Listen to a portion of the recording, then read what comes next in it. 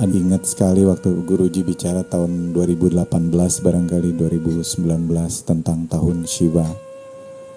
Dan saya lihat tidak ada yang bicara seperti itu, dan semenjak Guruji sampaikan sampai dengan hari ini begitu banyak hal terjadi.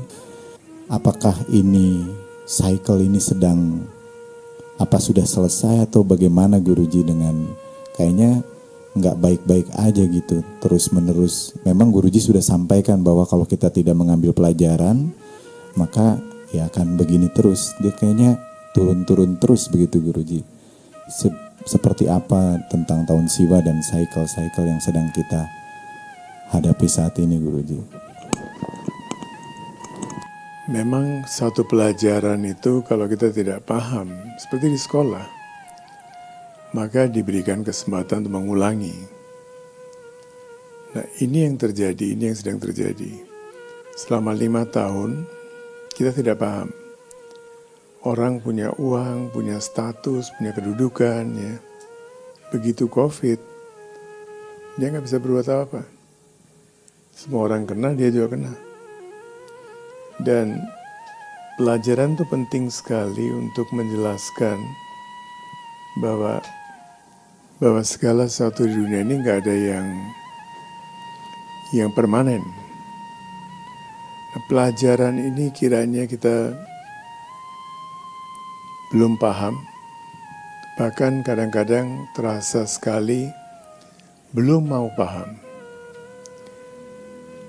Dan yang terjadi tahun 9, saya berikan contoh, kemarin 2 hari yang lalu ada konferensi youth di Pudaparti. Dan di pembukaan itu diputarkan videonya Baba dari tahun 1997. Nah, di situ coba lihat dari 1997, apa yang dia mengatakan tentang youth. Belum bicara tentang Gen Z dan gen-gen lainnya. Persis sama seperti yang sedang terjadi sekarang. Jadi nggak ada sesuatu yang berubah, makanya kita terbawa oleh jargon-jargonnya. Padahal kondisi kita itu nggak baik-baik banget dari sejak dulu seperti itu. Makin parah, diperparah dengan teknologi dan sains yang not human friendly. Dan celakanya anak-anak muda kita tidak paham. Nah, ini yang tidak pernah terjadi misalnya di zaman saya ketika saya masih kuliah. Sekarang youth kita itu tidak bisa memikirkan banyak hal. Entah dia mikirkan uang, entah dia mikirkan status, kedudukan. Dan sekarang, dulu kita bicara tentang Jepang dan Eropa, sekarang Indonesia pun dipopulasi. Populasi yang tua akan makin bertambah, yang muda akan berkurang. Ya. Sementara setiap orang mau anaknya pergi ke luar negeri, dan anak yang keluar negeri itu yang akan kembali ke Indonesia itu di bawah 10%. 90% akan hilang.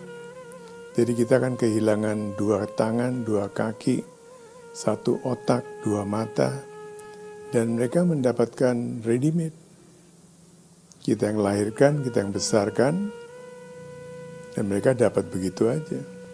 Dan sekarang kalau kita melihat seperti di Jerman, mereka sampai memberikan beasiswa 75.000 euro setiap tahun. Itu luar biasa, 75.000 euro itu berapa? Hampir 100 juta setiap bulan. Bayangkan, di sini orang gajinya belum tentu segitu. 100 juta setiap bulan, dan bagi mereka itu penting karena bagi mereka butuh orang. Di Inggris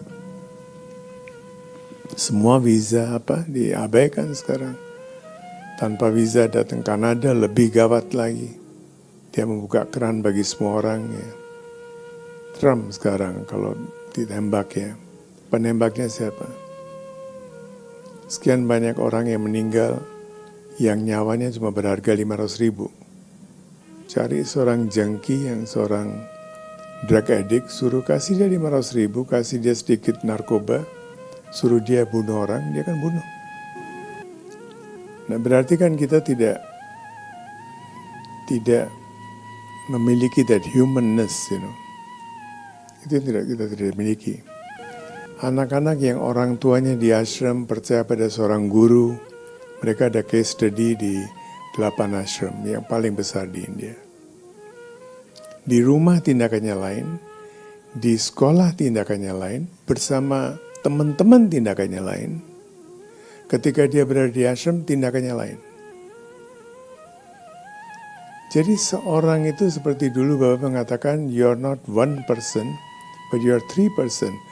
What others think you are, what you think you are, and what you really are. 3, sekarang itu udah bertambah menjadi 16 barangkali, 17. Kita sedang mengalami suatu masalah yang berat sekali. Apa dalam bahasa psikologi apa itu multi personality syndrome nih. Bahwa kita sedang menjadi multi personality dan itu penyakit. Jadi anak-anak kita ini seperti di India sekarang mereka secara serius menangani sekian banyak anak, dia mengidentitaskan diri mereka dengan robot, mengidentitaskan diri mereka dengan karakter kartun dan itu secara serius ya. Dia tidak bercanda. Dia bilang bapak saya itu bukan bapak saya, no, my boss is, no, I don't have father. Ada bos saya dan namanya ini, sesuai dengan cerita yang dia sedang ikuti. Masalahnya berat sekali. Belum lagi yang persoalan seks, persoalan ini, persoalan itu macam-macam. Dan kita sedang menuju suatu kondisi di mana makanan kita, semua kita itu akan membuat kita menjadi mandul, termasuk obat-obatan. Akan membuat kita menjadi mandul dan dengan sendirinya populasi akan berkurang. Gampang dikuasai oleh orang-orang yang mungkin ingin menguasai. Orang tua diam, tidak pernah mau menegur anak-anaknya. Jadi yang satu hal yang terjadi di desa sedang mempelajari.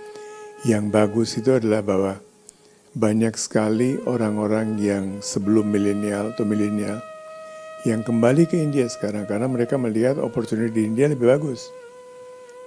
Investasi di India lebih menguntungkan daripada investasi di Barat atau di Eropa. Mengirimkan anak ke Eropa itu entah cewek, entah cowok, karena cowok pun bisa diperkosa. Entah cewek atau cowok, 75% akan menjadi korban pemerkosaan. Di New York, kota New York, pemerkosaan itu yang terjadi lebih banyak dari negara-negara lain. Satu kota. Satu negara jumlahnya di Eropa itu bisa lebih kurang dari yang terjadi di New York. Mereka tidak laporkan. Tidak melaporkan, tapi itu dikedok di rumah sakit di mana ketahuan karena di sana rumah sakit nggak boleh melaporkan ke polisi begitu aja kalau nggak ada konsen dari yang bersangkutan. Kita sedang mengalami persoalan yang berat sekali dan berita tidak baiknya adalah bahwa yang kita diberikan oleh Shiva sampai tahun 2024 kelihatannya belum selesai, ini bisa diperpanjang, bisa diapa. Mengerikan sekali, dia. Setiap orang harus memikirkan keluarganya sekarang, bagaimana menyelamatkan keluarganya, lingkungannya, karena lingkungan penting sekali. Lingkungan berarti keluarga besar, lingkungan tidak berarti cuma tetangga ya. Berada di dalam sangga itu bukan cuma ini sangga, tapi sangga itu juga company. In which company we are. Nah, anak-anak kita harus diberikan filter system. Kita bicarakan tahun 85 di Baba. Bahwa ada Atok Jumsa yang kita tahu ya. Dia sudah meramalkan itu. Dia bilang sekarang human values itu harus memberikan filter system kepada anak-anak kita untuk bisa tahu mana yang tepat, mana yang tidak tepat. Karena kalau enggak, trigger-trigger dari luar itu akan makin banyak, jadi akan tergantung pada anaknya. Kenapa di antara sekian banyak itu masih juga ada anak-anak di luar negeri yang tidak terpengaruh? Berarti filter sistem mereka bekerja. Lingkungannya kan sama, company-nya sama. Hal-hal seperti ini yang kita harus pikirkan secara serius, karena kalau enggak, we are facing a generation di mana, very sorry to say, semua orang yang punya anak itu cuma bisa memikirkan sampai anaknya saja. Jadi dia punya wansha, bangsa dia. Itu akan berakhir mengerucut seperti piramid yang terbalik. Bukannya bertambah. Sekarang kan ada penelitian menurut demografi itu, kalau mau mempertahankan satu bangsa, itu setiap orang harus melahirkan 3,5, setiap keluarga harus melahirkan 3,5 anak, ya 4 lah kurang lebih. Makanya di situ saya setuju dengan Bali sampai Ketut ya.